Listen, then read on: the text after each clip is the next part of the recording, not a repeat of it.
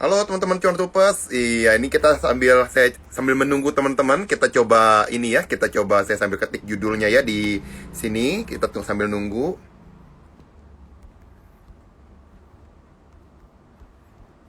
Saya mau tulis judulnya dulu, bentar.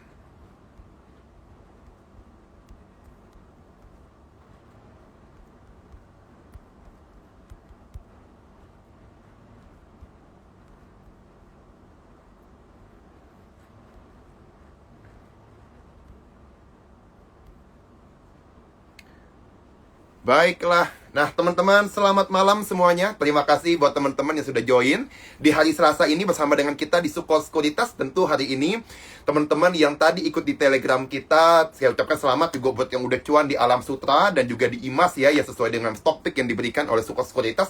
Teman-teman semua juga tadi saya lihat udah banyak yang antusias juga nih di grup Telegram Cuan Troopers. Jadi teman-teman, kita tetap pertahankan strategi trading, jaga money management teman-teman, dan juga kita tetap lihat apakah ada tetap saham yang menarik, karena memang sepanjang bulan ini, seperti TikTok sebelumnya yang sempat kita bahas, bulan ini memang adalah November, itu dikenal dengan istilah November Rain. Biasanya dalam 10 tahun terakhir, hanya 3 kali kita pernah naik di bulan November, yaitu di tahun 2014, tahun 2018, dan tahun 2020. Dan kali ini kita bersama dengan Om Bibo dari Sahamologi, kita akan coba belajar tentang bagaimana ngelihat di bulan November tahun ini. Kalau kita lihat di IHSG ya sekarang udah mendekati all time high lagi ya, karena all time high kita di 6693. Sekarang aja udah sempat 6669. Jadi memang posisinya sekarang kita dekat sekali, tinggal 24 poin lagi dari level tertinggi hari ini. Kita akan menyentuh rekor all time high lagi. Jadi teman-teman, kita harus tetap jaga ya, teman-teman punya money management, dan juga jangan terlalu juga ngelihat November Rain sebagai sesuatu yang membuat teman-teman takut. Justru untuk kesempatan, kalau memang dikasih waktu untuk bisa pullback sedikit, teman-teman bisa tetap masuk.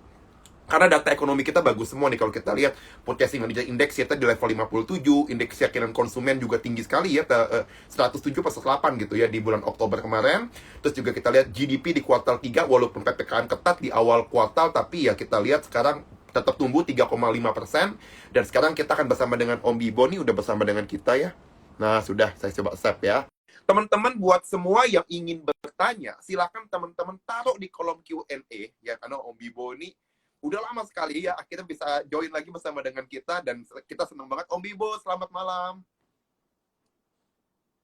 Halo Om Bibo, selamat malam Om. Kedengeran ya suaraku ya? Kedengeran jelas. Wih, ganteng nih Om Bibo. Sip. Aku pikir jam 8 loh acaranya. Tadi Baik. Desi. Kenapa? Wah, ini sinyalnya sempat ini nih. Sinyal Om Bibo agak buffering sedikit nih. Tunggu sebentar ya Om Bibo ya. Ini suara Om Bibo jadinya nggak gitu masuk. Halo. Halo, tes. Coba sebentar ya Om Bibo ya. Nah, udah jelas nih Om Bibo. Boleh. Oke. Om Bibo, iya selamat Aku malam. pikir tadi acaranya jam terima kasih Om Bibo. jam. Iya. Thank you. Betul. Terima kasih Om Bibo sudah bisa join bersama dengan kita malam hari ini. Om Bibo, ini topik kita menarik sekali ini mengenai November Rain, Om Bibo. Jadi seperti di awal sempat kita bahas bahwa memang sepanjang 10 tahun terakhir hanya pernah 3 kali kita naik di bulan November ya. 2014, 2018. Tahun 2020 karena special case lah, karena memang habis crash, terus vaksin ketemu, makanya euforia luar biasa di bulan November. Nah, untuk tahun ini, di bulan November, Om Bibo ngelihatnya seperti apa? Oke. Kalau saya lihat sih memang tahun 2021 ini bulan Novembernya mungkin pattern-nya hampir sama ya dengan tahun-tahun sebelumnya, di mana ada kecenderungan koreksi. Karena kan ada beberapa hal yang membuat hal ini mungkin terjadi ya. Yang pertama adalah sejak bulan Oktober memang kita sudah berusaha mendekati level all time high di 6887 ya. 6.687, dan sekarang juga mendekati level itu, dan sudah selama 1, 2, 3, 4, 5, sudah selama lebih kurang 5 pekan level tersebut nggak berhasil untuk di break ya. Dan beberapa analis juga memproyeksikan bahwa sampai akhir tahun memang indeks kita ini bisa ke level 7.000-an ya. Bahkan dulu sebelum ada rally di bulan Oktober di mana saham-saham blue chip menguat ya, itu memang basically beberapa analis tuh cuma cover mungkin di level 6.700. Nah, melihat kondisi seperti ini dari sisi teknikalnya, kalau misalnya IHSG ini dipaksa untuk mencari sentimen apa yang bisa membuat dia naik sampai ke level 7.000 dalam waktu dekat, memang perlu amunisi banyak ya. Perlu amunisi banyak, dan amunisi banyak itu memang baru bisa diakumulasi saat marketnya sedang terkonsolidasi. Dan bagusnya adalah konsolidasi yang sekarang terjadi adalah konsolidasi di atas, dalam arti sideways up. Karena sejak minggu sejak apa ini, bulan Oktober pertengahan, IHSG itu kan memang gerakannya hanya di level 6.450 sampai 6.887. Jadi menurut saya sih rentangnya sih di situ-situ dulu sih ya. Makanya ketika kita berada dalam rentang konsolidasi ini, yang perlu kita lakukan adalah apa yang harus kita beli dan apa yang kita take profit. Karena kan mungkin terjadi rotasi ya, dalam arti gini, yang udah cuan banyak pasti akan berusaha di take profit dulu, biar nanti bisa bantu untuk dorong IHSG. Yang belum take profit, yang belum ada profit, yang mati selama beberapa bulan terakhir mungkin sedang terpuruk gitu ya sektornya, mungkin ini saatnya mereka juga untuk naik pelan-pelan. Jadi menurut saya sih ini cerita yang biasa terjadi ya di market yang konsolidasi atau market yang lagi sideways, naik turunnya gantian. Contoh lah, sebentar yang naik adalah bank-bank digital, bank-bank yang level blue chip-nya turun kendor dulu. Lalu nanti ketika bank-bank blue chip-nya lagi kendor, bank-bank digitalnya lagi naik. Dan ini menurut saya sih hal yang biasa. Memang kita nggak bisa ngambil posisi terlalu panjang ya dalam kondisi market seperti konsolidasi di bulan November seperti ini. Ada baiknya kita memang main jangka pendek aja, cuan bungkus seperti itu sih. Iya, jadi kita kalau ada naik dikit mungkin bisa juga dijual nyicil-nyicil ya Om Bibo ya. Jadi jual Betul. dulu sedikit, betul.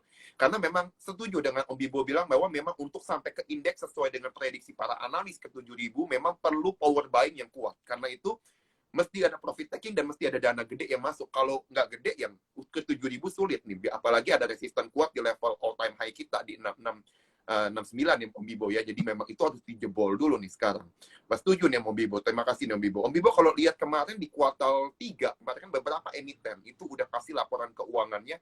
Ada nggak yang Om Bibo lihat dari laporan keuangan ini yang menarik buat Om Bibo koleksi dari beberapa kinerja beberapa emiten? Kalau saya sih ngelihat gini, hampir majority emiten itu kan sudah rilis ya laporan keuangannya, dan beberapa juga outperform ya, dalam artian bahwa mereka lebih baik lah dibandingkan dengan periode sebelumnya di tahun 2020. Dan ini kenapa? Karena kan memang tahun 2020 kondisinya adalah marketnya memang orang masih ragu-ragu ya, dan juga sektor real juga masih belum sebaik sektor sekarang gitu ya. Nah, oleh karena itu saya lihat sih saham-saham banking masih bagus ya. Kemudian saham-saham industrial masih bagus. Basic mungkin material selama ini masih bisa berjalan produksi barang-barang yang di permintaan ekspor maupun dalam negeri diperlukan gitu ya, itu juga masih bagus. Dan apalagi yang saya lihat sih mendekati festive season di bulan Desember, saham-saham yang non cyclical juga bagus ya. Saham-saham yang cyclical juga bagus. Sama yang pasti sih saya lihat ya, biasanya kan ketika bulan-bulan Desember, November ini kan orang-orang udah pada turun insentif, turun bonus, dan lain-lain. Harusnya permintaan untuk barang-barang konsumsi retail juga bakal bagus lagi sih. Gitu. Apalagi bulan ini kan ada ini ya, pameran otomotif ya. Pameran otomotif. Betul. Jadi kayak saham kayak Astra, kemudian Indomobil, itu harusnya pasti akan kebanjiran order ya. Plus perhatikan juga menurut saya sih dalam kondisi bulan Desember dan November ini kan biasanya barang-barang produk-produk dari BUMN itu atau saham-saham BUMN itu akan menarik karena kenapa? Yang pertama adalah proyek-proyek APBN ini kan harus selesai gitu loh. Jadi kayak Ya, saham-saham konstruksi karya, kemudian juga saham-saham yang terkait dengan farmasi BUMN itu biasanya sih bakalan menjadi sesuatu yang bisa diperhatikan menurut saya sih gitu. Jadi di samping memang ada perbaikan fundamental tadi ya dari banking, dari kemudian permintaan komoditi, permintaan dari market sendiri, termasuk juga sentimen barang-barang yang memang atau saham-saham yang memang memanfaatkan gelontoran dana APBN. Jadi BUMN gitu ya, BUMN karya, BUMN farmasi, seperti itu sih bisa melejit sih menurut saya sih. baik. Jadi tadi banking itu karena menarik karena memang PPKM makin longgar, otomatis perbankan mestinya akan lebih berani Om Bibo ya untuk ngasih kredit lebih besar di tahun 2022 ya karena kondisinya sudah membaik. Terus juga kita lihat dari dana APBN juga kemarin dari Jasa Marga Om Bibo juga kita lihat laba tuh kalau nggak salah naik 300 atau 400% Iya, dibanding betul. tahun lalu. Ya, itu Jasa Marga. Jadi ini bisa jadi leading daripada perusahaan konstruksi apalagi di akhir tahun. Betul kata Om Bibo memang biasanya dana APBN turunnya lebih cepat di akhir tahun karena biasanya untuk nyerap anggaran supaya penghabisan lah menjelang akhir tahun. Jadi memang menarik sekali nih yang Om Bibo tadi sampaikan. Banyak ya beberapa saham yang bisa teman-teman perhatiin. Ini udah ada yang nanya nih Om Bibo nih. Nanti bisa jadi PR nih buat kita. Dibahas IHSG sampai Desember dong. Dan saham apa tadi udah dibahas ya. Tadi Om Bibo bilang analis-analis memang diperkirakan akan ke 7.000 karena memang sesuai dengan ini ya, dengan kita lihat data ekonomi kita semuanya juga membaik nih. Salah satunya yang kita bahas nih habis ini nih pertanyaan ini. Om Bibo, kita lihat Purchasing Manager Index itu kan di level 57. Jadi dia memang tinggi sekali dibandingkan bulan sebelumnya. Nah, Om Bibo lihat kalau dari sisi manufaktur, tadi sempat dibahas mungkin Astra tadi Om Bibo bilang dan memang pameran mobil salah satunya kemarin kita lihat Avanza nih facelift nih Om sama Ya, Xenia itu bisa jadi tombak penjualan Astra berikutnya nih. Ada nggak saham lain mungkin di sisi manufaktur yang Om Bibo lihat kayaknya nih punya potensi kuat untuk naik di bulan November Desember ini? saya sih lagi punya saham ini ya. Saya lagi punya saham auto sih sebenarnya sih. Saya lagi punya saham auto dan saya lihat sih memang selama dari Oktober ini trennya memang masih cukup bagus ya. Masih cukup bagus dan memang dia lagi ketahan di resisten area 11.085 1185. Harusnya sih kalau misalnya 1185-nya ini break ya, uptrend-nya berlanjut gitu ya. Uptrend-nya berlanjut. Jadi salah satunya sih saya lihat saham yang bisa jadi salah satu patokan untuk industrial saya lihat saham auto, tapi memang auto nggak terlalu nggak terlalu liquid ya, nggak terlalu banyak, maksudnya nggak dibandingin dengan Astra yang lain tuh dia nggak terlalu ini. Kemudian kalau saya lihat lagi saham selain auto itu sebenarnya Indomobil juga lagi bagus ya, IMAS ini karena kan Indomobil sukses makmur juga lumayan sudah ada di bawah ya, dalam arti kalau lihat dari sisi secara stokastik itu kan juga sudah mulai berusaha keluar dari area oversold-nya ya. Dan hari ini juga saham ini sudah mulai berada di atas garis trend line MA20-nya. Nah, ini juga bisa dijadikan perhatian dengan target mungkin kalau dia bisa break 1110 ini menarik. Nah, itu kalau dari sisi saham-saham yang terkait dengan otomotif ya. Kalau Gajah Tunggal saya masih belum ngelihat ada peluang gitu ya, karena memang dia masih di bawah banget gitu ya, dan satu S juga cukup lama gitu. Jadi menurut saya sih kalau Gajah Tunggal sih saya nggak terlalu, saya optimis sama auto, ASI, dan satu lagi adalah IMAS sih kalau untuk yang industri otomotif sih.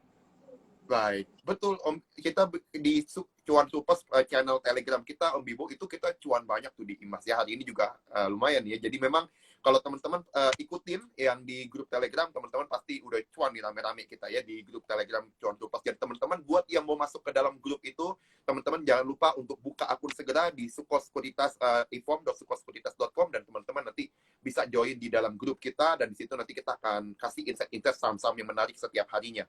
Nah, kita akan coba lihat nih, kalau ini nih, Om Bibo, aku penasaran tentang sektor farmasi.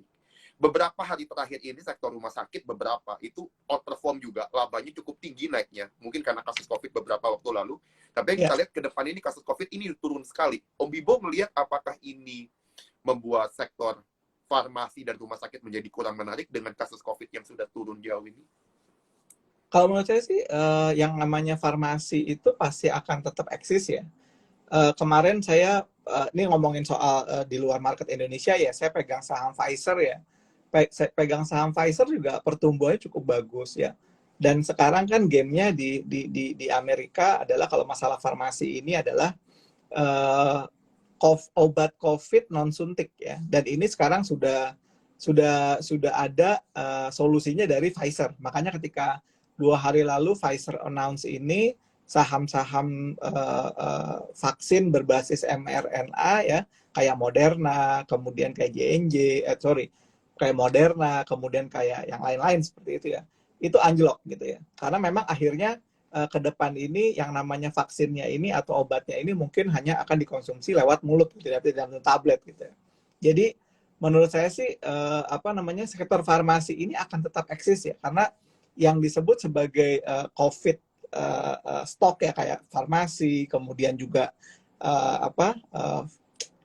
vaksin itu ya, terus juga healthcare yang berupa rumah sakit itu harusnya sih masih akan tetap eksis ya. Memang tidak akan seheboh ketika pandemi ini terjadi, karena kan orang tetaplah yang namanya penyakit, yang namanya tetap akan muncul gitu loh. Cuman memang gamenya akan berbeda. Jadi kalau dulu orang sibuk ngomongin soal vaksin yang disuntik, mungkin ke depan sibuk ngurusin vaksin atau obat anti COVID yang diminum. Seperti itu. Dan itu yang akan terjadi sih dalam waktu dekat sih. Kalau rumah sakit sih kebutuhan sih masih akan ada ya, karena kan orang sakit bukan cuma gara-gara COVID gitu loh. Turunannya juga banyak. Dan kalau saya lihat juga saham-saham rumah sakit juga kan masih cukup bagus ya, walaupun mereka sekarang beberapa sih udah kecenderungannya sih beberapa udah mulai patah tren ya, kayak Hermina udah mulai patah tren gitu kan. Mika juga udah di bawah seperti itu. Harusnya ini akan menjadi peluang baru gitu loh untuk beli di bawah ya. Kecuali kayak kalau Mika, saya lihat Mika ya, Mitra Karya itu bagus ya, karena masih di bawah posisinya. Harganya juga masih harga 2000-an, harusnya sih masih menarik, potensi upside-nya gede. Kemudian apalagi sih ada Hill ya. Kalau ini jangan dulu deh kalau Hermina, karena hari ini juga dia breakdown gitu ya. Kemudian kalau Prodia lagi Prodia ini bagus karena dia baru break upper Bollinger, jadi dia harusnya memulai tren naik ya. Jadi kalau misalkan teman-teman melihat salah satu yang potensial adalah Prodia, karena itu upside-nya bisa ke 9.000. Kalau Bunda Medik saya lihat dulu BAMS. Kok tempat saya nggak ada Bunda. Di Bunda Medik juga bisa diperhatiin sih, karena kan namanya orang lahiran kan nggak harus tergantung COVID gitu ya. Ya. Betul. Gitu. Kalau pilihan Jadi saya kalau farmasi. Iya. Jadi Probia dan Bunda Medik itu tetap bisa menarik untuk teman-teman perhatiin ya, tadi rekomendasi dari Om Bibo. Ya coba tetap teman-teman analisa lebih dalam ya, karena setiap keputusan juga teman-teman yang mengambil harus analisa juga. Jadinya teman-teman money management tetap dijaga, dan tadi udah dikasih support sistemnya oleh Om Bibo. Nah, kita akan coba kulik-kulik lagi nih mengenai seputar tentang market lagi. Nah, Om Bibo, kalau kita lihat beberapa tahun ini kan sebenarnya yang heboh, orang perkirakan itu yang bakal perform banget di pertengahan tahun itu sampai akhir tahun itu sektor teknologi. Itu benar-benar kayak orang semuanya hype ke sana. Tapi sekarang kalau kita lihat ya, karena yang naik panggung adalah blue chip karena dana asing juga masuknya ke blue chip kebanyakan. Om Bibo, apakah ngelihat sekarang yang udah pada turun-turun ini saham-saham digital, mungkin saham-saham teknologi, adakah ini bisa jadi potensi untuk kita beli kembali nih Om Bibo? Saya lihat sih kalau saham-saham teknologi selama dia punya basis penjualan sama basis teknologi yang jelas sih harusnya nggak masalah ya. Contoh lah saya lihat nih, kalau saya lihat salah satu yang punya potensi ada DMMX ya. Karena kan DMMX ini sahamnya ketahan di area 2.300-an terus gitu loh. Ya. Padahal dia sempat ada di levelan 3.500. Jadi harusnya kalau misalkan teman-teman berani untuk mencoba membeli di level harga sekarang, menurut saya ini best price. Ya, apalagi DMMX itu kan mereka punya basis kerjasama dengan retailers ya. Kemudian dia juga punya basis kerjasama dengan movie producing ya, dengan label-label gitu ya. Harusnya salah satu pilihan adalah DMMX. Harganya juga dibandingkan dengan yang lain juga masih lebih terjangkau ya. Kalau yang lainnya kayak misalkan MFCX itu kan udah puluhan ribu atau 9 ribuan gitu ya. DMMX ini kan masih lumayan affordable lah di level 2000-an, 2400, 2300 harusnya it's a good buy ya gitu. Nah, kalau yang bank-bank digital saya lihat bank-bank digital kita harus lihat bank mana yang memang punya basis konsumen yang bisa cukup besar ya. Saya coba beberapa bank digital di Indonesia saat ini memang beberapa ini memang kurang digitize banget gitu loh. Yang betul-betul ada konsep kayak gamification, ada konsep permainan. Itu saya lihat cuma BBYB. Dan BBYB pun saat ini juga kan dalam posisi sedang membentuk tren naik juga. Jadi kalau bank digital saya ngelihat BBYB ini cukup bagus. Kalau bank digital yang namanya bank saya ngelihat masih kurang ini ya. Maksudnya realnya belum ada. Saya nanya ke teman saya, lo udah pernah coba Bank Aladin belum gitu kan? Ternyata belum ada gitu kan. Tapi kalau saya tanya, lu pakai neobank nggak? Ternyata semua teman-temanku juga pakai neobank juga gitu loh. Ya, jadi kalau bank digital sih aku lihat sih BBYB itu bisa jadi alternatif yang paling bagus lah. Apalagi mereka juga cukup solid karena didukung oleh Alibaba. Jadi kalau pilihan, kalau misalkan lesnya untuk teknologi atau digital, buat saya sih DMMX sama BBYB. Baik. Jadi cari yang memang udah ketahuan lah Om Bibo ya, yang memang fundamentalnya udah dalam track record yang kelihatan. Jadi teman-teman kita nggak beli kucing dalam karung nih ya. Kalau yang lain mungkin masih develop terus. Nah kita cari yang udah ketahuan ada dulu dan memang udah perform. Betul yang Om Bibo bilang DMFX dan juga tadi satu lagi ini ya BBYB, The Bank Neo Commerce. Oke, betul. Om Bibo, kalau kita lihat nih sekarang mungkin kita bicara tentang sektor ini ya Om Bibo yang masih menyambung teknologi tadi. Ini kan Mitratel, itu kan juga berhubungan dengan ini ya ke telekomunikasi dan lain-lain. Ini juga dia IPO tapi harganya itu dari range 775 sampai 900-an ternyata IPO-nya ditetapkan harganya 800 nih Om Bibo. Om Bibo melihat ini apakah berarti memang market kayak kurang tertarik kah dengan harganya? Kenapa bisa harganya itu nggak, kalau Bukalapak kan langsung di harga paling atas itu yang iya betul, langsung di harga paling atasnya. Menurut saya juga salah satu penyebab kenapa mungkin bulan November ini marketnya akan gitu-gitu aja ya. Karena sebagian orang berusaha untuk pull money untuk beli saham Mitratel atau MTEL. Hal ini persis seperti hype-nya ketika uang kita kepake untuk nebus BBRI right issue dan beli saham Buka.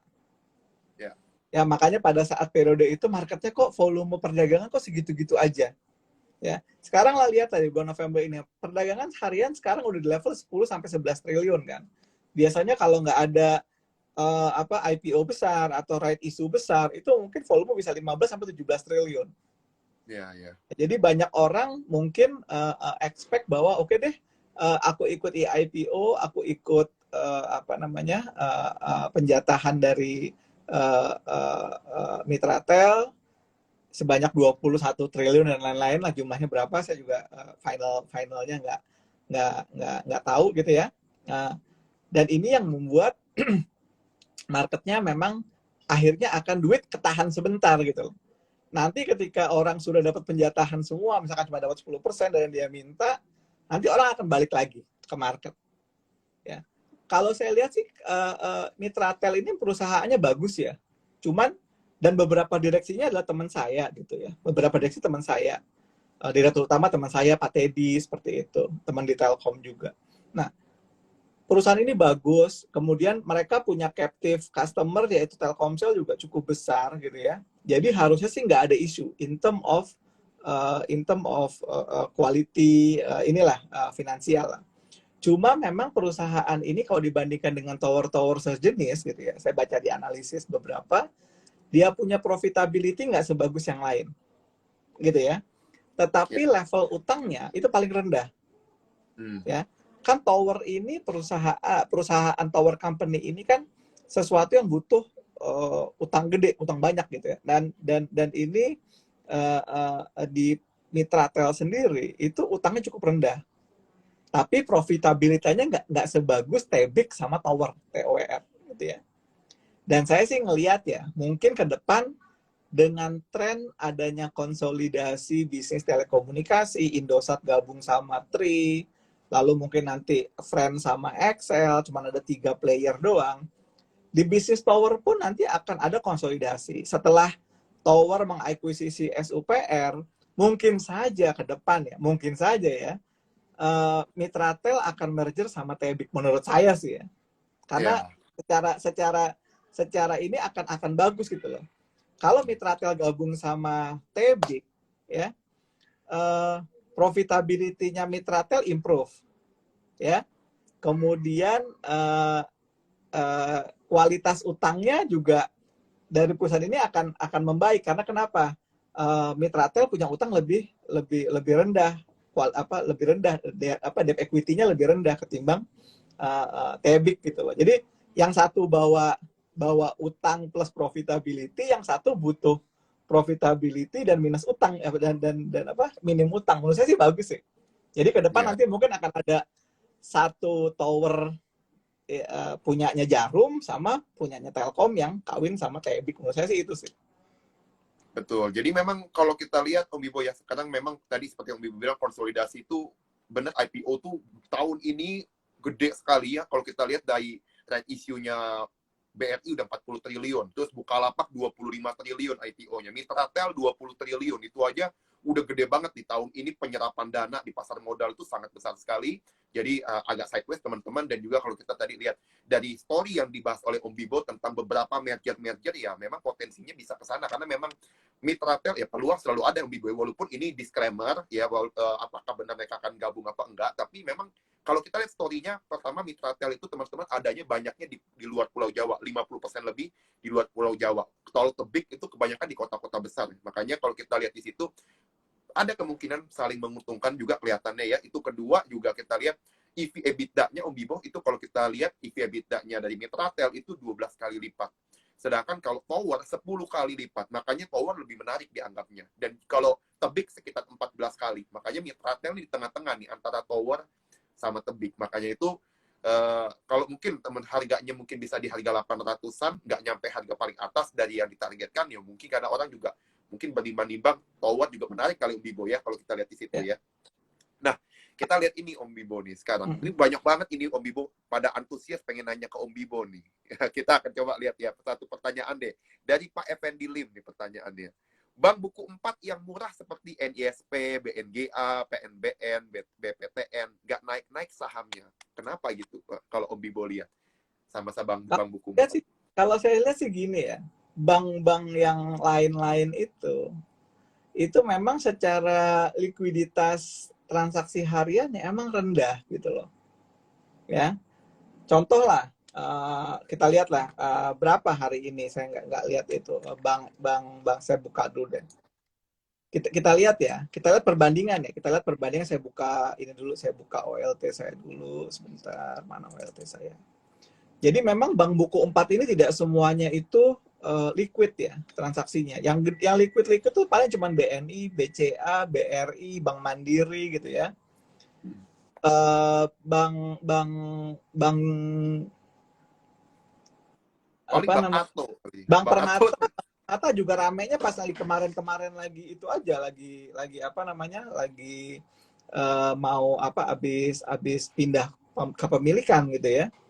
Jadi memang Bank Danamon juga begitu-gitu aja gitu loh. Jadi memang kalau sebuah saham itu mau naik ya, walaupun namanya buku 4, buku something gitu ya, yang pertama-tama memang dia harus menjaga likuiditasnya dulu ya. Likuiditasnya bagus. Yang kedua adalah dia mungkin harus berusaha untuk masuk ke dalam indeks-indeks tertentu gitu loh. IDX 30, IDX 80 gitu. Sehingga apa? Sehingga investor-investor juga menarik untuk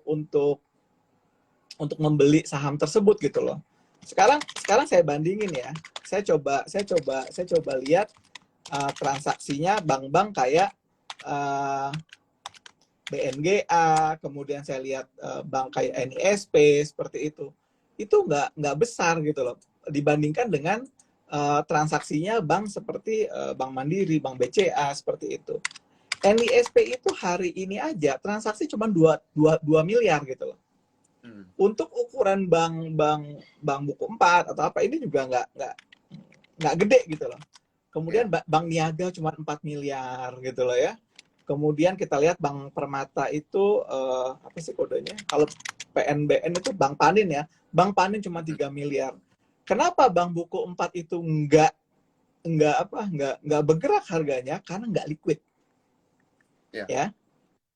Ya, jadi ketika teman-teman mau berinvestasi, pastikan saham-saham yang dibeli adalah saham-saham Bank Buku 4 yang liquid.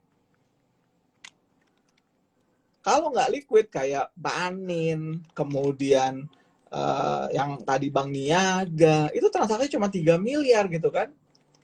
Itu masih kalah sama bank kayak bank-bank BBYB. Bank BBYB aja di 139 miliar.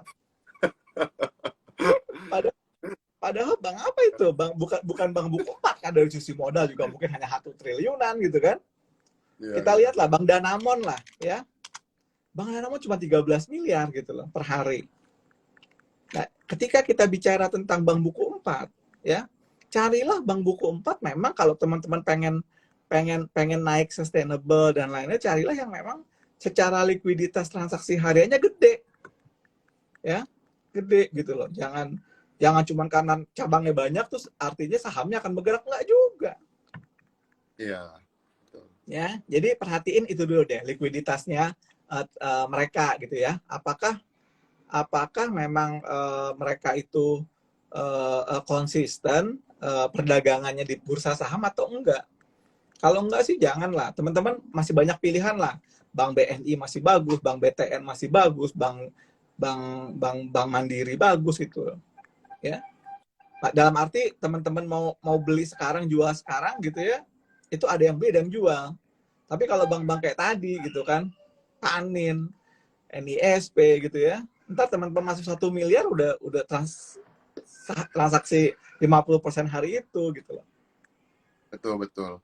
Jadi memang perhatiin Om Bibo free float-nya juga ya, karena memang ada saham yang memang dia blue chip tapi nggak ada free float-nya kecil, maksudnya di pasar itu nggak banyak saham beredarnya. Jadi kita mesti cari yang volumenya rame. Karena gini teman-teman, betul tadi Om Bibo bilang, kalau investor asing dia masuk, kita lihat foreign net buy kan minggu ini 7 triliun Om Bibo ya. Mereka tuh beli jarang langsung beli BRI, BCA tuh jarang. Mereka belinya MSCI Index, mereka beli ETF-nya misalnya EIDO. Otomatis waktu dia beli ETF itu kan itu basketnya, dalamnya ada saham-saham dan pasti saham-saham liquid dalamnya, terutama LQ45. Makanya pasti kalau makin banyak dana masuk ke ETF ya akan dapat dana masuk ya pasti yang di basket itulah. Nah, salah satunya ya BBCA, BRI yang gede-gede itu tadi. Nah kayak gitu. Jadi memang yang Om Bibo sampaikan itu betul sekali. Jadi teman-teman kita mesti perhatiin juga volume dan juga free float-nya ya, tadi yang di-mention sama Om Bibo. Nah sekarang ini ada menyambung pertanyaan mengenai bank tadi Om Bibo. Kita kan ada dapat kabar bahwa Bank Indonesia mau bikin fast rate ya. Jadinya perdagangan itu kalau kita antar bank mungkin biaya transfernya jadi 2.500 nih Om Bibo. Sebelumnya mungkin 6.500. Om Bibo melihat ini apakah akan berdampak signifikan ke pendapatan atau labanya perbankan nggak sih Om Bibo? Kalau saya lihat gini kan, perbankan saat ini kan memang juga sedang kelebihan likuiditas ya. Kelebihan likuiditas. Kemudian juga yang diharapkan adalah sebenarnya orang ini lebih aktif lah bertransaksi. Karena kayak contoh lah saya ini saat ini mungkin kalau mau transaksi transfer gitu ya, akan berpikir jangan dulu sekarang deh, besok aja sekalian sama gini-gini kan. Tetapi ketika harganya dipangkas, volumenya pasti akan gede. Contoh ya, kalau misalnya saya selama ini bertransaksi dengan menggunakan sistem online transfer biaya 6.500, Ketika nanti turun jadi 2.500, saya mungkin tidak akan transaksi sekali. Mungkin saya akan 3-4 kali. Jadi yang perlu diperhatikan di sini adalah gamenya adalah bukan game harga, tapi Iya, berapa volume yang bisa di-generate. Menurut saya iya, sih iya. itu. Apalagi sekarang banyak perbankan juga kan berlomba-lomba untuk apa? Untuk uh, menurunkan limit ya, threshold ya dari transaksinya gitu. Kalau dulu mungkin orang buka akun, Bapak bayar transfer sekian, tapi sekarang kan free 20 hari dengan free 20 kali per bulan dengan memaintain saldo misalkan 1 juta atau 5 juta. Ya. Jadi hal ini justru yang akan membuat activity justru akan makin besar gitu loh. Dan perlu dicatat bahwa sebenarnya kan perbankan juga sekarang lagi keteteran juga gitu. Kenapa keteteran? Karena kan juga dulu orang itu apa ya, untuk tiket size belanja tertentu kan pakai kartu kredit ya. Sekarang mereka pakai apa namanya, pakai GoPay, pakai dan lain-lain. Ini juga kan harus mereka challenge gitu loh. Makanya mereka juga berlomba-lomba mengembangkan sistem yang didevelop dengan menggunakan kris ya, QR Iya, itu kan. Harapannya apa? Supaya orang tidak lagi mentransfer dari rekening dia ke GoPay baru bayar, tapi langsung dari dia lewat kris ke merchant seperti itu. Jadi menurut saya ini akan punya impact yang bagus banget buat ekonomi. Karena kenapa? Dia duit bergerak. betul, betul. Karena sekarang Jadi kan kalau sekarang kan duit jadi malas bergerak gitu kan. Udah deh di endepin aja. Di endepin juga bunganya segitu. mm-mm, Nggak gede juga. betul. Jadi memang kalau dia rajin transaksi, Obibo memang ya kalau kita lihat sekarang dari GoPay dan lain-lain itu kan antar transfer bisa gratis kalau sama GoPay. Takutnya orang malah beralihnya ke uang digital, dompet digital ya Obibo ya, Betul. bukan pakai bank lagi nih transfer. Jadi memang diturunin ini adalah bukti bahwa bank juga harus siap menerima challenge dari dunia digital yang berkembang. Dan memang kita lihat dengan ini ya kita bisa lihat kan bank-bank juga sekarang pada punya bank digital, bank-bank buku 4 ya Obibo ya. Bank Mandiri juga udah punya namanya Living to the Max. Terus Rifkin. Bank BCA Blue, BRI Agro, Bank BRI lagi nyari nih. Kalau dibaca di berita-berita dia lagi cari bank buku 1 apa bank buku 2. Betul, untuk memperkuat bank digitalnya. Jadi memang yang Obibo sampaikan tadi sangat make sense buat teman-teman itu ya, lihat perkembangan mengenai tentang perbankan, apalagi mengenai fast track ini yang diturunin itu nggak akan berdampak signifikan karena memang volume daripada transaksi akan meningkat, akan menopang dari itu. Nah sekarang kita akan lihat nih Om Bibo pertanyaannya. Teman-teman jangan lupa nanyanya lebih banyak di kolom Q&A ya. Saya prioritasin buat yang di kolom Q&A yang nanya ke Om Bibo nih. Kita akan coba lihat pertanyaan yang ini nih. Nah, Pak Effendi Lim nih nanya nih, apakah IHSG udah overbought katanya? Dan akan koreksi lumayan dulu nggak kira-kira Om Bibo di bulan November ini? Sebenarnya kan tadi udah saya bilang ya, kalaupun turun juga palingan sampai ke level 6.000. Sebentar. Kan sekarang masih konsol ya. Paling ke level 6450 sih. Nggak akan mungkin turun dalam anjlok gitu, enggak. Karena kenapa? Di Amerika sendiri indeksnya juga sudah mulai apa ya, mencapai all time high gitu. Dalam arti kita inline sih sama kondisi-kondisi di market global semua ya.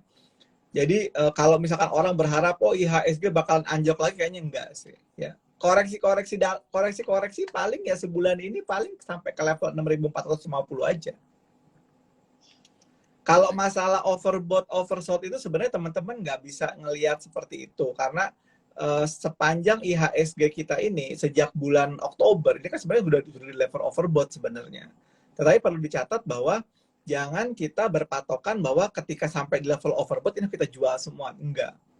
Selama memang mereka tidak keluar dari area kita sebut stokastik 80, itu harusnya mereka bisa memantul lagi gitu. Dan saya sih optimis dalam waktu dekat sih, mungkin awal Desember atau mungkin awal pertengahan Desember itu level 6.680-nya sih bisa ke break sih. Baik. Jadi nggak usah terlalu takut teman-teman ya, karena memang sekarang trennya tuh justru lagi uptrend, justru teman-teman miss moment gitu. Kalau lagi uptime malah semuanya hold, tunggu-nungguan ya Om Bibo ya. Kondisinya market Iya. memang lagi. Dan perlu teman-teman ingat ya, kita kan nggak beli IHSG gitu loh, kita kan beli saham gitu loh. Iya. Jadi jangan berpatokan bahwa oh IHSG itu sudah overbought nih, udah seperti ini, lalu kita nggak ikutan deh gitu kan. Sebenarnya kan yang terjadi adalah IHSG itu kan dibentuk oleh masing-masing saham gitu loh, ya kan? Nah, yang perlu kita lihat adalah mungkin aja IHSG ini overbought karena kemarin habis diangkat sama saham-saham blue chip. Sekarang saham blue chipnya koreksi dulu, yang naik saham-saham yang level 2-nya gitu kan bergantian.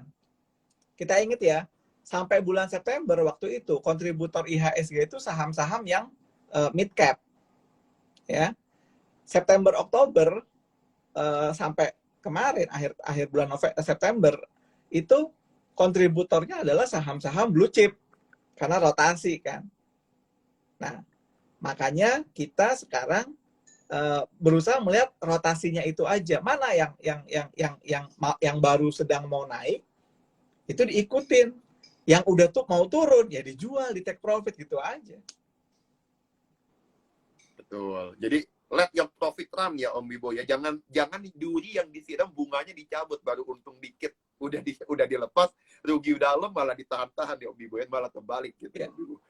Betul. Nah, sekarang kita akan coba lihat nih pertanyaan berikutnya dari Pak Gerafian nih Om Bibo ya.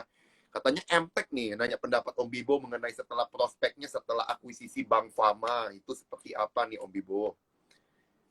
Kalau saya lihat sih MTech ini kan perusahaan investasi ya. Dan sekarang juga dia trennya juga sudah mulai naik lagi dalam 3 pekan terakhir gitu loh. Dan kalau saya lihat sih memang kemarin kan sebenarnya gini. MTech ini kan deket banget ya sama grup Salim ya. Deket sama grup Salim. Padahal grup Salim sudah punya Bank Ina ya, Bina ya, udah punya Bank Ina. Nah, tapi MTech juga harus mengakomodir bahwa di grup MTech sendiri ada Grab gitu ya. Kalau misalnya MTech menggedekan Bank Ina yang which is adalah punyanya Salim gitu ya, nanti ultimate shareholder-nya pasti banyakan si Salim kan. Makanya dicari yang betul-betul bisa, ultimate shareholder-nya bisa ada imbang gitu loh antara antara Grab, antara keluarga Syariat Maja sama Salim Group gitu ya. Makanya dia ngambil Bank Fama untuk digedein. Menurut saya sih prospeknya mungkin ya. Saya sebenarnya sih kalau MTech-nya nggak bisa meng-unlock Bank Famanya itu akan gitu-gitu aja gitu loh. Karena kan sebenarnya kalau dalam bisnis ini kan mana yang bisa di-unlock gitu loh. Mana yang bisa di-unlock. Contoh lah, BTPN punya BTPS. Yang di-unlock BTPS. BTPS-nya yang kemarin bakbuk naik gitu kan. Goto punya Bang Jago gitu kan. Yang di-unlock siapa? Bang Jagonya gitu kan. Which is adalah Arto. Artonya gini. Nah, paling bagus sih menurut saya kalau Bank Fama yang di-unlock. MTech-nya sih ya mungkin bagus gitu loh secara apa ya, secara portfolio bagus, tapi kalau misalkan Bank Famanya nggak di-unlock itu yang jadi masalah. Kan dulu Bank Fama mau IPO ya, tapi batal. Iya, Bank Fama mau IPO batal karena dia butuh cepat buat memenuhi permodalan, suntik modal. Makanya kan dijual ke MTech Group gitu kan. Nah, kalau ini udah terjadi ya tinggal strateginya apakah Bank Famanya akan di-unlock sehingga Bank Famanya IPO lalu dikebut kayak Arto, nah itu keren banget. Yeah. Kalau sekarang sih ya Bang Arto sih bagus gitu loh. MTech sih bagus, cuman tinggal apakah dia bisa unlock Bank Famanya aja, itu aja. Betul. Jadi memang ini game changer-nya di Bank Fama ya, Om Bibo ya. Kalau dia IPO berhasil di unlock naik tinggi ya. Itu tapi jangan kayak buka ya, jangan akhirnya hype-nya kayak buka terus orang udah pada senang semua akhirnya malah jadi tutup gitu lah. Jadi mending sih kalau mau di-unlock ya udah. Gitu.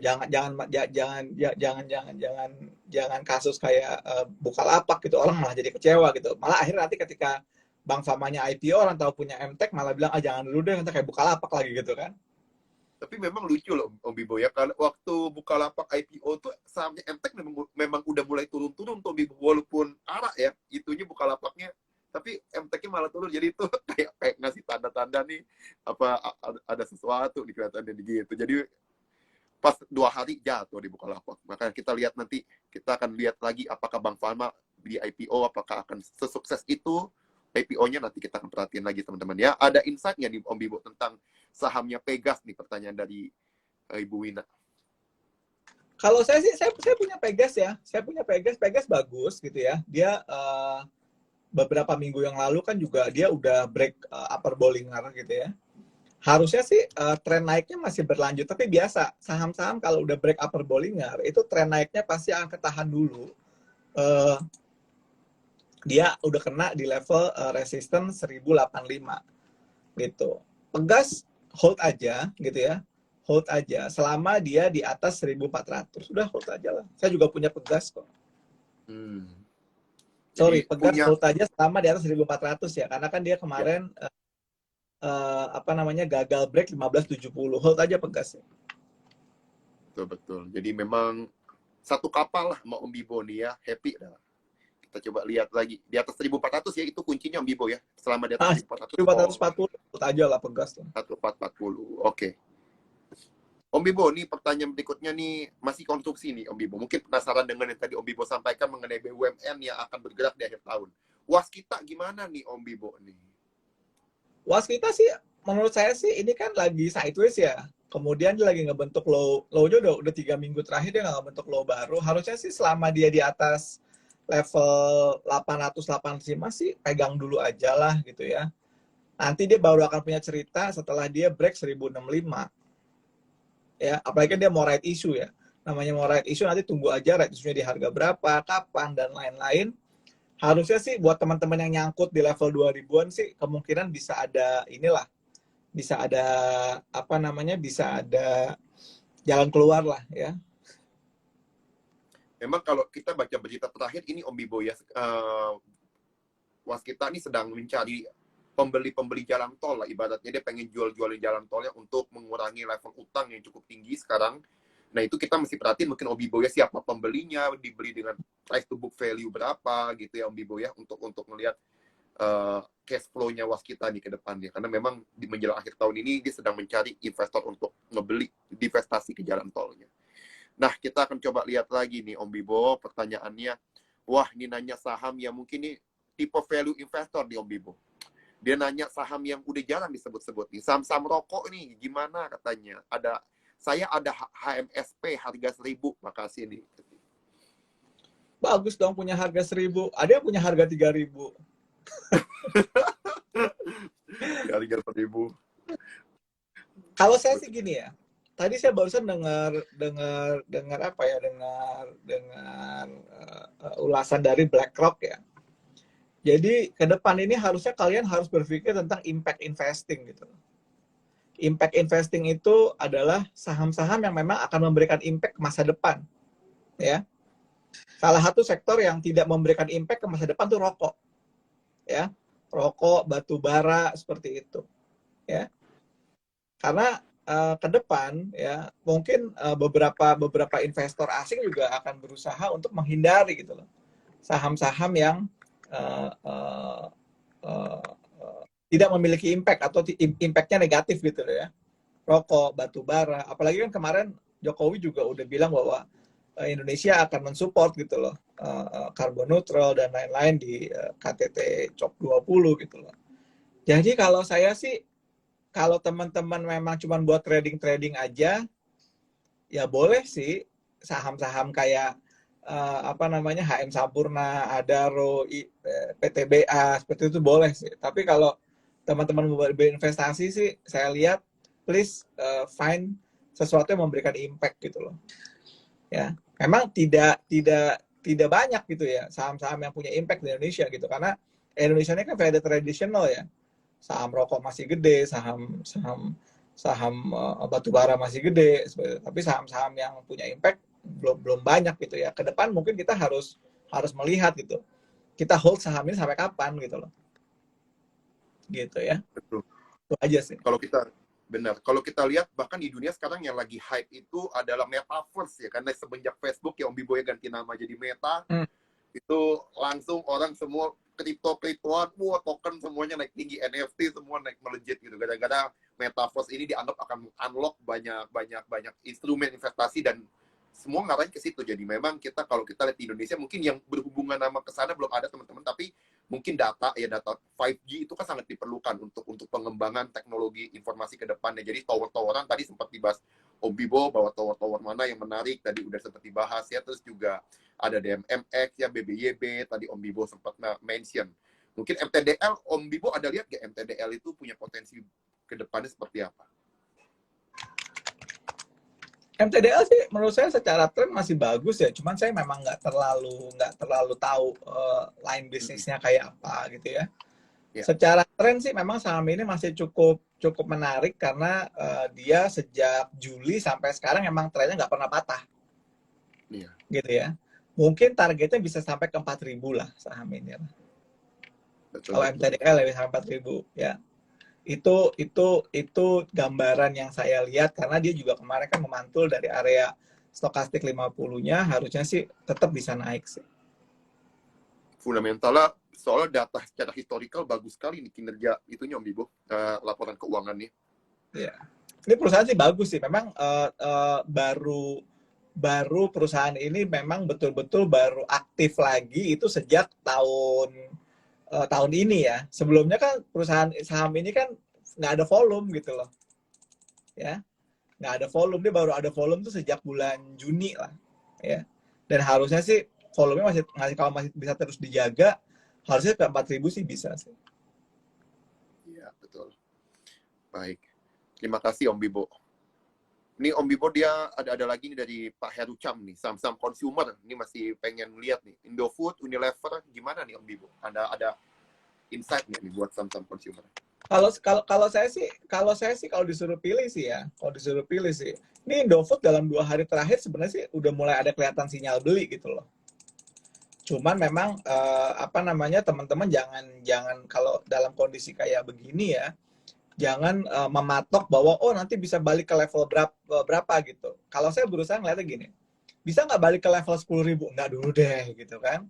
Sekarang kan harga 6.200, 6.300 ya. Target pertamanya mungkin kalau Indofood ini mungkin target pertamanya itu di level 6.575 dulu. Nanti level 6.575 break gitu ya. Baru kita bicara sampai ke level yang berikutnya. Indofood bagus ya. Kemudian kalau saya lihat Unilever juga sebenarnya kemarin itu sudah mulai bagus ya. Cuman memang teman-teman kalau yang namanya kayak Unilever seperti ini, teman-teman harus pastikan ada inflow asingnya apa enggak gitu loh. Tetapi selama di harga di atas 4.400 harusnya sih buy ya Indofood ya.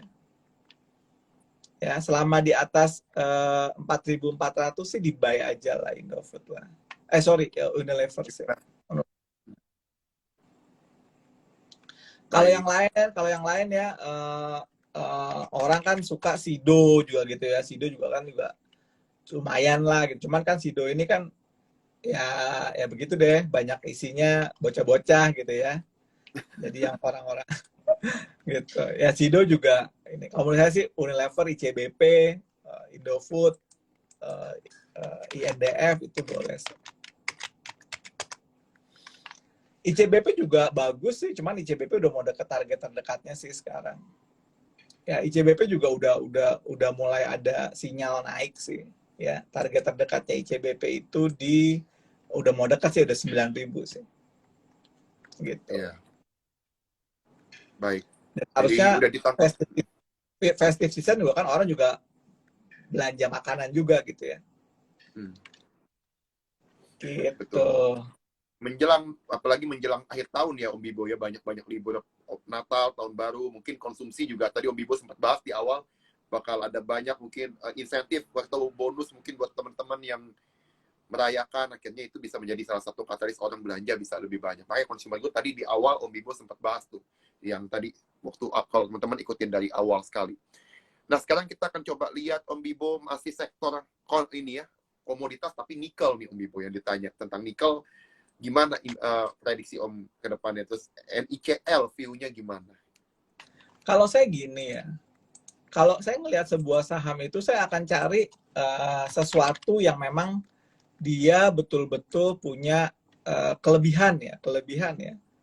Kalau saya lihat gini, Antam, Inco itu relatif lebih lebih cocok lah buat orang Indonesia lah ketimbang Anda berinvestasi atau membeli saham NICL.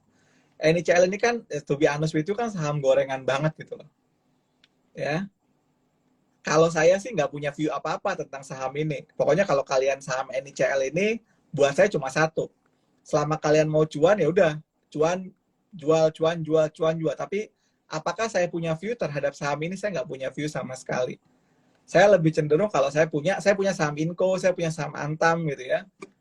Kalau ada alternatif saham yang misalnya bisa memberikan kenyamanan buat saya dan ketenangan buat saya dalam berinvestasi ataupun trading, kenapa saya harus membeli NICL itu aja sih.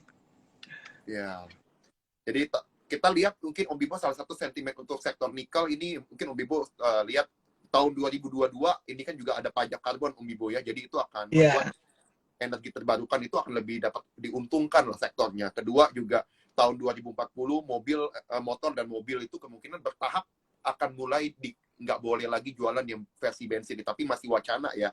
Jadi ini memang perlu kita terus lihat. Dan juga tadi Om Bibo udah bilang memang asing itu, investor asing akan menghindari saham-saham yang masih pakai energi yang tidak ramah lingkungan. Jadi teman-teman, sektor nikel itu salah satu sektor the future commodity memang. Dan kalau Om Bibo lihat Harum kan memang juga dia udah mulai beralih nih perlahan-lahan dari batu bara mulai bertahap ya masuk ke sektor nikel. Om Bibo lihat Harum menarik nggak Om Bibo? Harum menurut saya bagus ya. Harum itu kan perusahaan yang juga konsisten ngasih dividen seperti itu ya. Ya. Ini salah satu yang bagus lah. Cuman kan teman-teman kadang ngeliat gini, oh harganya 8.300 gitu kan. Mungkin hanya certain people aja yang bisa membeli saham ini. Kalau saya sih alternatifly kalau kalian misalnya let's say pengen yang terkait dengan sektor saham-saham seperti ini, kalian bisa memperhatikan Antam, Inco, lalu yang berikutnya adalah kalian bisa perhatikan Akra ya. Karena kan Akra ini kan punya bisnis land industri ya, lahan industri yang di dalamnya itu ada smelter gitu ya. Ini juga menarik gitu loh. Dan harganya kan di bawah 5.000 semua gitu loh. Jadi menurut saya sih kalau kalian misalkan berpikir bahwa untuk sektor yang misalnya let's say nickel related atau smelter related seperti itu ya, bisa fokus di Inco, Antam, atau Akra gitu ya. Lalu Harum gitu ya. Kalau budgetnya ada gitu. Betul. Gitu. Thank you nih Om Bibo. Mungkin ini udah di 1959 nih Om Bibo ya. Paling satu pertanyaan terakhir nih Om Bibo. Takutnya nanti keputus. Iya, supaya nggak keputus mendadak teman-teman ya. Ini mungkin satu pertanyaan terakhir.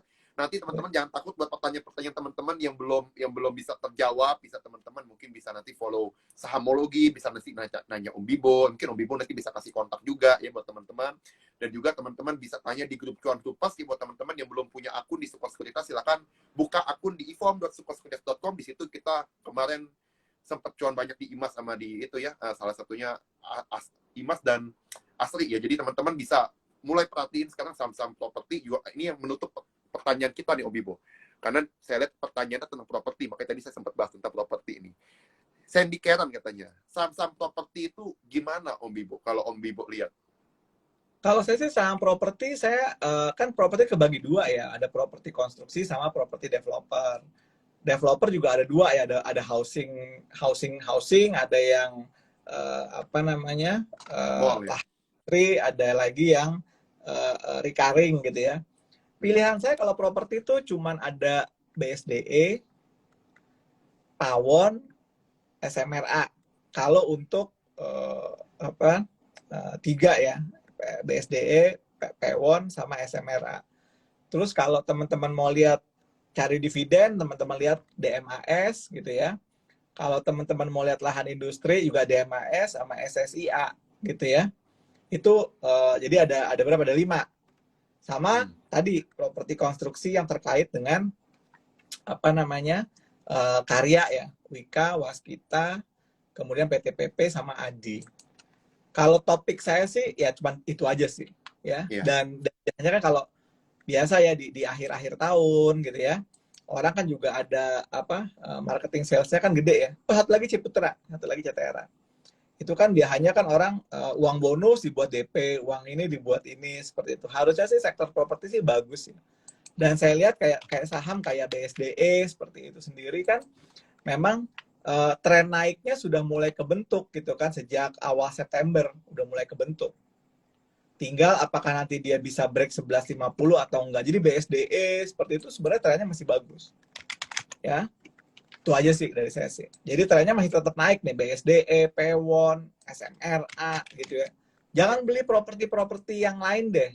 Properti-properti yang teman-teman misalnya let's say lihat memang eksis secara marketing sales, secara project, secara progress seperti itu. Jangan properti yang nggak jelas gitu loh. Ya. Gitu. Iya, baik. Om Bibo, terima kasih banyak buat Thank you, waktunya. Luar Ham. biasa nih. Sharing-sharingnya sangat luar biasa buat teman-teman. Dia sangat mengedukasi teman-teman semua. Jadi kalau boleh teman-teman saya rangkum dari semua yang tadi Om Bibo sampaikan. Yang pertama tadi di awal ya Om Bibo sampaikan bahwa memang market ini untuk bisa naik sesuai dengan prediksi analis ke 7.000, teman-teman juga kita perlu dana yang besar sehingga nggak gitu mudah juga untuk bisa sampai ke 7.000. Jadi teman-teman bisa cicil jual berkala, kalau ada profit ya bisa cuan bungkus dulu ya. Terus juga untuk sektor sektor digital, teman-teman yang jadi jagoannya daripada Om Bibo adalah BBYB dan DMMX itu punya potensi karena memang sudah ketahuan fundamentalnya sudah on the track lah ibaratnya, memang udah kelihatan secara dia digital maupun juga secara teknologi industrinya ya. Juga tadi sektor yang dilihat menarik adalah sektor consumer good juga tadi, dan juga sektor dari konstruksi BUMN karena memang menjelang akhir tahun bakal ada pembayaran atau penyerapan anggaran yang lebih besar di akhir tahun. Jadi itu juga akan membuat sektor-sektor yang berhubungan dengan BUMN akan menarik di akhir tahun ini. Dan demikian juga sektor-sektor yang tadi sempat dibahas oleh Om Bibo ya, farmasi akan tetap eksis, cuma mungkin momentumnya nggak akan seheboh beberapa waktu sebelumnya. Jadi yang buat punya saham farmasi agak hati-hati, dan juga saham-saham yang kurang liquid teman-teman perlu agak hindarin dulu ya, karena terutama di tengah foreign lagi masuk, kita mendingan ambil momentum di mana saham yang lagi rame itulah yang kita masuk, karena memang trennya sedang bagus sekali, dan biasanya asing kalau masuk akan nyari saham yang memang liquid dan juga saham yang masuk ke dalam indeks-indeks yang besar seperti indeks 30, indeks LQ45. Dan juga tadi udah beberapa sektor sempat dibahas oleh Om Bibo, banyak sekali insight-insightnya yang menarik buat teman-teman pelajari dari Om Bibo, dan itu semua akan ngebantu ngebekalin teman-teman untuk bisa trading sepanjang bulan November. Walaupun orang bilang November rain, teman-teman bisa tetap cuan bersama dengan kita semua di Sukos Kreditas dan juga di Sahamologi. Terima kasih sekali lagi Om Bibo buat waktunya. Semoga Om Bibo sehat selalu.